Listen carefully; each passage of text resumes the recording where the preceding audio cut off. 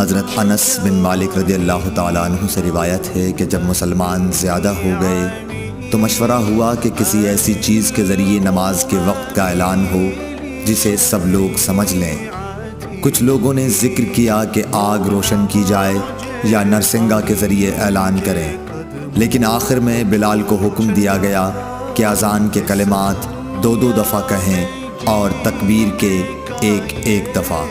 सही बुखारी हदीस नंबर 606।